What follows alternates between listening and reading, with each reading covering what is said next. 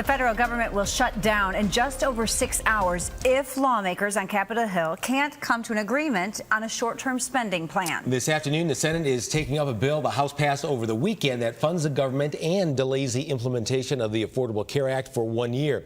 But Senate Democrats and President Barack Obama likely won't let that happen. ABC 12's Washington correspondent Ted Fioraliso got reaction from Congressman Dan Kildee today. It's a story you'll see only on ABC 12. The House voted on a continuing resolution on Saturday. Right. It has that provision that would delay Obamacare by a year. You voted no. Tell me why. Well, I don't think, first of all, that we should ever be in a position that a group of members of Congress can threaten to wreck the entire government and threaten our economy just to get their way on a piece of legislation. The budget should be negotiated on its own. The House and Senate passed budgets earlier this year. The House refused to negotiate with the Senate, to even appoint conferees to negotiate on a budget resolution.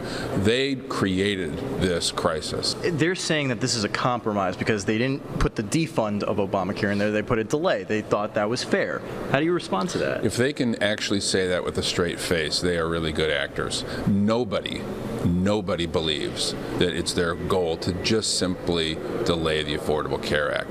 They know and we know that they want to repeal it, and to delay it is simply to give them another chance 2 weeks from now or 6 weeks from now to threaten the shutdown of the government when the continuing resolution fails. It looks like we're getting closer and closer to a shutdown here. How would this affect the people at home in the 5th District? Well, the worst thing is that it would slow the economy and threaten the recovery that's already too tenuous. That's the most important thing. People who do depend on federal agencies would have a difficult time getting the service that they need.